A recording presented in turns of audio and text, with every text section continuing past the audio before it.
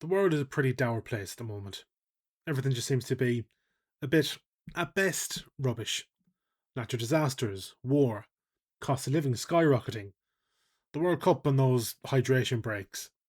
It just feels bad dealing with it all the time. It's nice to try and escape into something like music, books, films, or even gaming.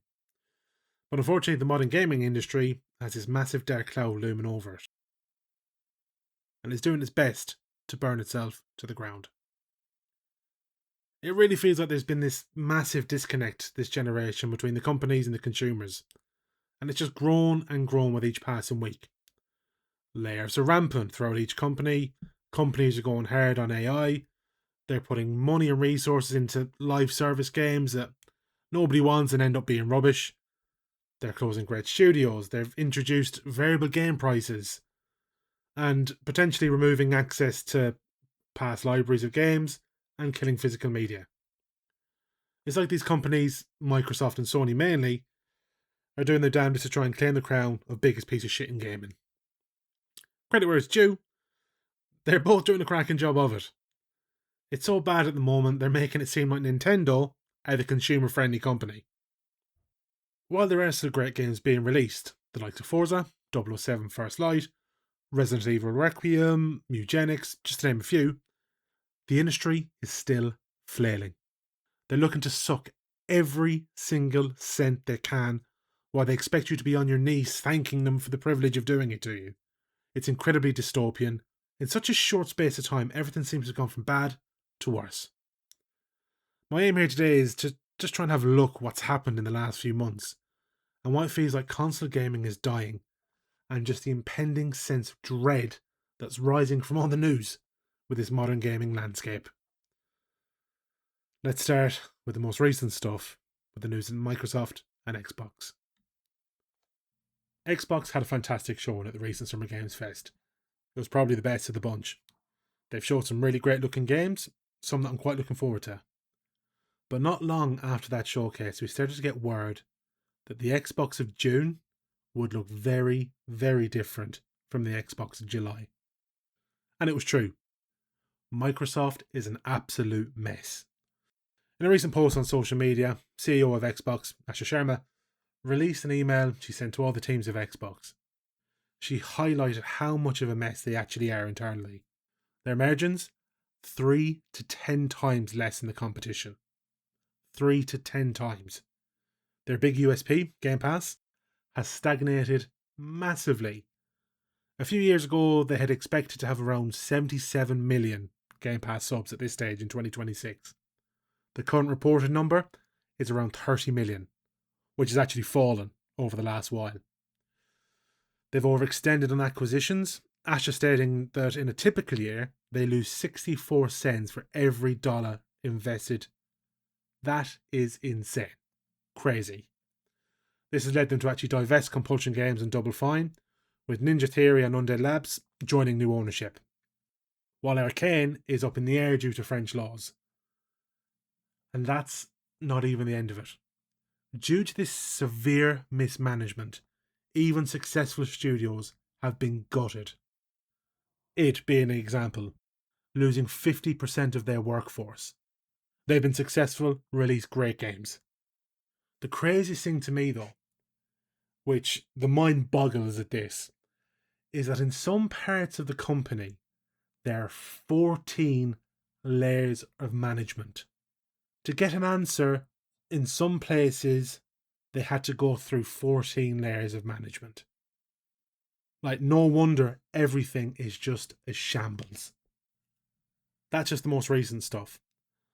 A lot of these issues go back to Phil Spencer and his laissez-faire approach, letting the studios crack on and do whatever they want, just trying to buy their way to the top with all the acquisitions, looking to overtake Sony and PlayStation as the market leader, trying to go all in on Game Pass. This, though, funnily enough, was trying to make up for the mistakes of Don Matrick with the Xbox One. It's backfired massively, and now it's all focused on money making and making sure the investors are the ones that are happy, not worrying about the games or the studios. There didn't seem to be a clear strategy. 1 minute, the physical console is the be all and end all. The next thing, everything's an Xbox. Now they're trying to focus back on the console again. They've bought all these studios hoping to have this massive first party library. A lot of them ended up being multi-platform.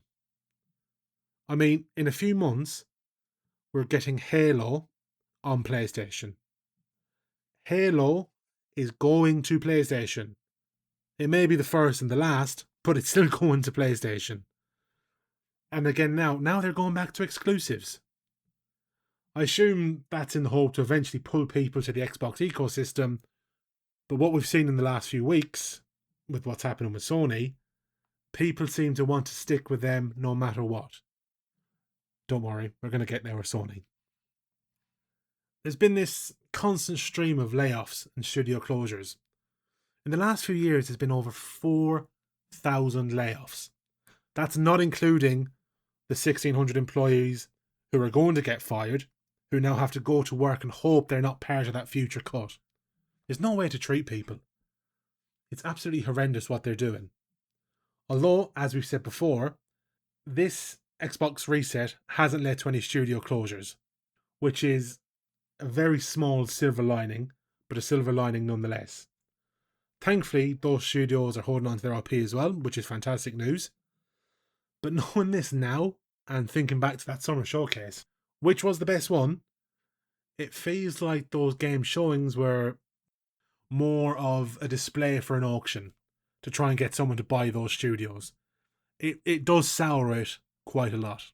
As well as all of that, they've increased the console prices by a minimum of $200 in the US. This is also expected to hit the EU and UK as well, with an estimated minimum increase of £150 or euro. Now, this isn't entirely Xbox fault. The components market is broken beyond belief, with future supply being bought over a year in advance. But they're still obscene prices for these consoles. And that's also including the discontinuation of the 2TB model. Looking ahead to Project Helix, that's apparently being reported to have a price tag of over $1,000. Maybe it's the cynic in me, but I just don't see these prices plummeting once the rest of the market regulates. With all that said though, how on earth are these Xbox studios meant to make great games? How can these devs go to work each day, focus on making art, with these constant overhead business decisions made by people who don't feel any of the repercussions from it? They get to sail off into the sunset with massive payouts. It's just so wrong. The thing with it all though, is I really hope that this Xbox reset sorts Xbox out. The gaming industry needs a strong Xbox. It's only a benefit to have good competition in the market. At this moment in time though, it doesn't look great. But I honestly really hope they pull through with all and we get back a great Xbox. The thing that really seemed to kick these last few weeks off was the GTA 6 price reveal and pre-orders going live. GTA 6 is going to be the biggest entertainment release ever. The hype is insane for it, but there did seem to have an air of disappointment around it. Launching at €80, with the Ultimate Edition launching at $100. The thing is, with the Ultimate, it seems to be locking away missions and content behind the paywall. Yes, it's only €20 to go from the standard to the Ultimate, but people may not have that in this current climate. Rockstar has done this before, locking away missions and Ultimate Editions in Red Dead Redemption 2, for example. I mean, from a business point of view, I get it. GTA 6, it supposedly costs, between 1 to 2 billion? Astronomical amounts of money. It's certainly going to make that back. It's just a real shame to see. Rockstar could have set an amazing precedent for the entire industry, and they priced it on the very high end. Now, while I don't think this is going to open the door for every studio to launch their next games at €80, we're looking at Ubisoft and EA, it has said these big games can charge €80 to €100, and people will buy it. I mean, the pre-orders are estimated to have already generated over $1 billion. While the pricing strategy and the Ultimate Edition perks seem to deflate some of the hype, what did a great job of lowering it even more was the fact that the game would have no physical release at launch. At first, it was rumoured there was going to be a physical release a month or so after the initial launch, which made sense. It would stop early copies being leaked, the story and stuff getting put out before the official release date. But then it was announced there won't be any physical disc release. Boxes in stores would have a download code in the box for the game that, to be fair, would be sent out a week before the official launch so people could pre-download. The thing with it is, it's just such a sad thing to hear. Having collected all the previous GTA games, to have one that you won't be able to get physical, it just left a bit of a dent on it. And the thing is, it just gave a big sign of the way things were heading. And by God, did they head there rather quick with the help of PlayStation. These last few weeks and months, PlayStation have worked very hard to speedrun the destruction of their brand and gamers' goodwill. They've gone above and beyond to show they're no longer the same PlayStation that won people over during that E3 press conference back in 2013. Those days of saying, we know what gamers want and we're going to give it to them, are long, long gone. This entire generation has been incredibly lackluster, with price increases, first-party titles coming out so infrequently, and the huge push towards live service games. There's been so much, it's actually hard to pick where to start.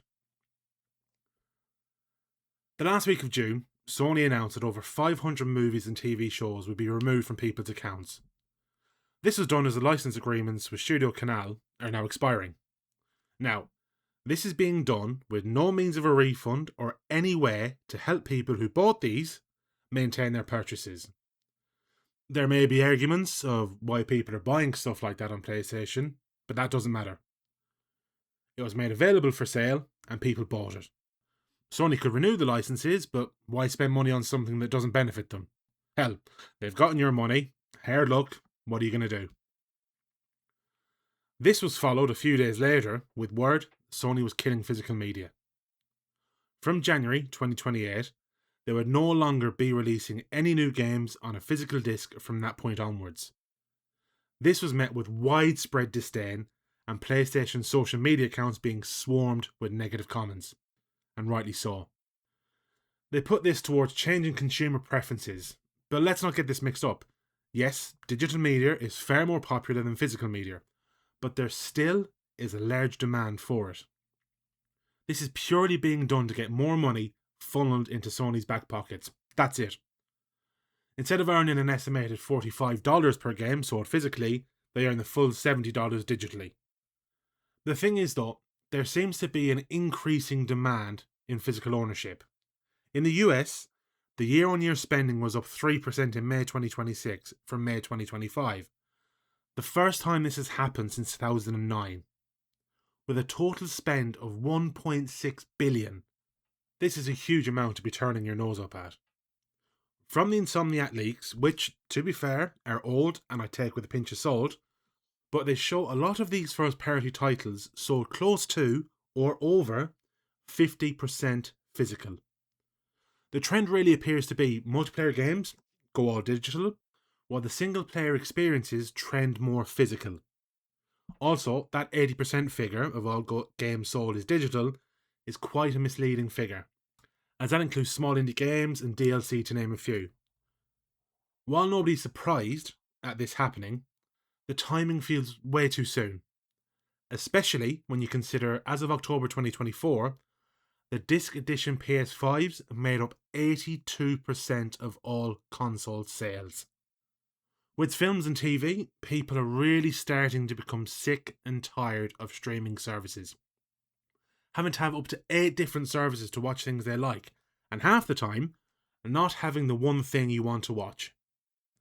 This is the fear people have, that this digital-only approach is a very slippery slope to subscriptions, only they're 2-3 times more expensive than they are now.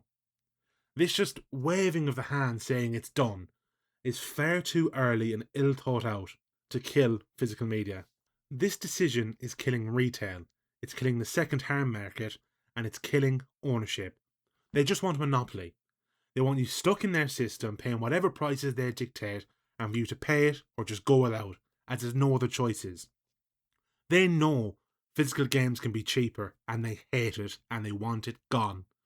And that's with the threat they may just one day remove your ability to access those digital games. Speaking of, that very same day, PlayStation announced they will be closing down the PS3 and PS Vita stores. This closure is starting to roll out from this year, and they'll be fully closed by July 2027. So what does this mean? From July next year, you'll no longer be able to purchase anything from the PS3 or PS Vita stores. To be fair to Sony, it's been 20 years of the PlayStation 3. The issue rises from a line further down in this announcement. To ease the transition, players will still be able to download previously purchased content after the closing date for the foreseeable future. This brings up a big problem, and the reason killing physical media is problematic. This is awful for games preservation. It's awful for gamers, as eventually they won't be able to download games they've bought. The precedent this sets is incredibly alarming, and means this will happen to PlayStation 4 and PlayStation 5. Just remember, you'll own nothing and be happy. This is so anti-consumer. Going against things like this is the reason Sony and PlayStation dominated the last generation and became the market leader. In a broader sense, this issue really shows that the games industry is not ready for the full move to digital. There's far too many questions for consumers. Refunds, trading, selling games, gifting. Even that's just the basic level, and it goes so much deeper than that. Most EULAs state that these companies can remove your access on a whim. That can't go on. There has to be a change around the entire thing.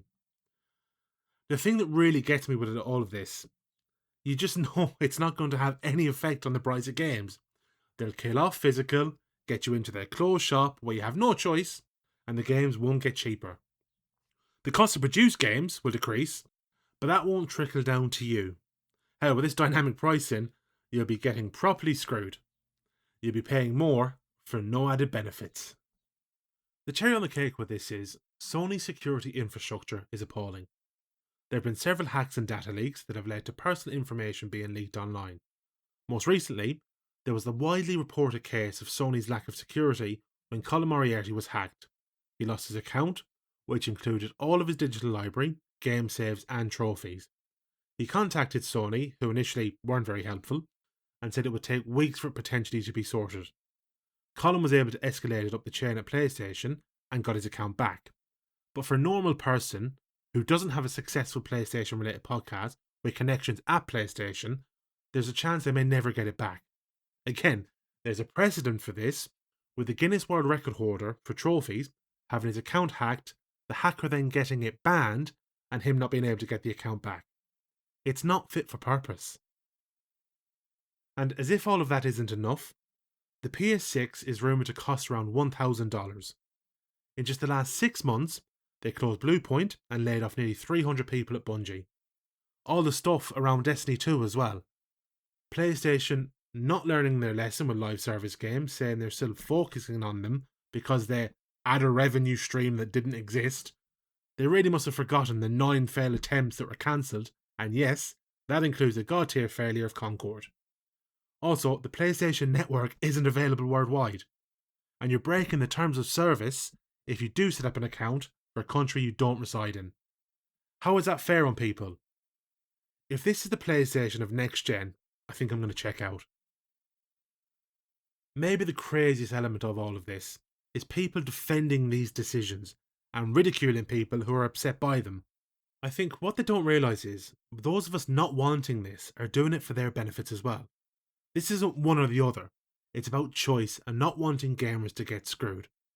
As I've said, once physical goes, it truly becomes a closed shop. If you truly believe that removing this is going to make things cheaper, I've got a bridge to sell you. That all said, I've no problem with people buying digital. I have digital purchases, but I want the choice. I want gamers to have assurances and protection from these massive corporations that don't care about people. They only see them as dollar signs.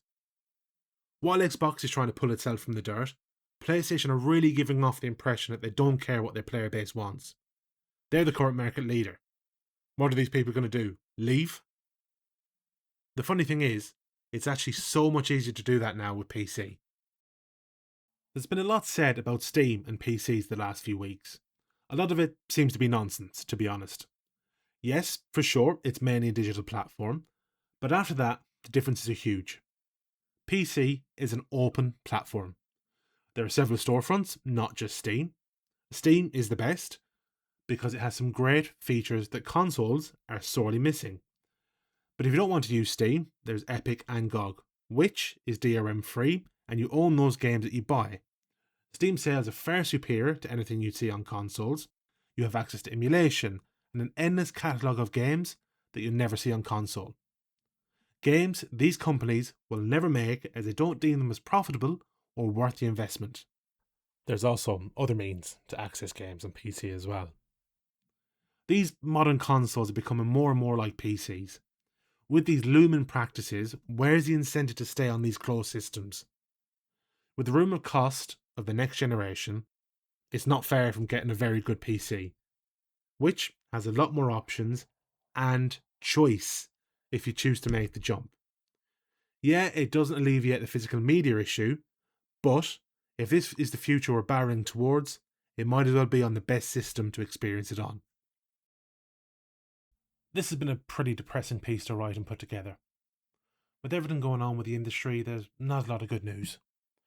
I think these recent events have just reminded me of years ago when it wasn't all about the figure at the end of a balance sheet.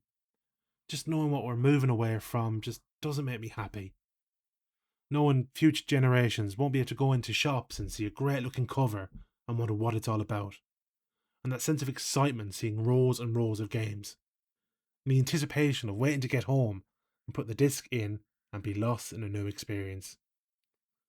Maybe I'm just looking back with rose tinted glasses and I've got to catch up with the way things are.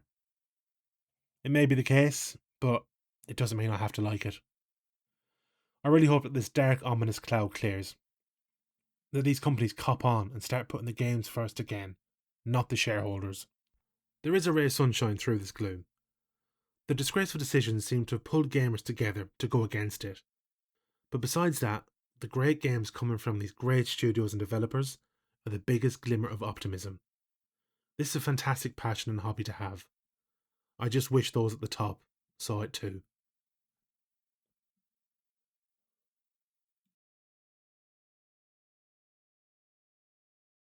If you've made it this far, thanks so much for watching. I'm really hoping this is the first of many more videos coming. I have a few ideas and topics that I want to discuss, and hopefully I'll get to them soon. While this topic wasn't the most fun to make, I'm really happy I've made this video. It's been an enjoyable process. I hope you guys have enjoyed it, or if not, you got some catharsis with it. Please like and subscribe. We'll chat y'all soon. Take it easy. Good luck.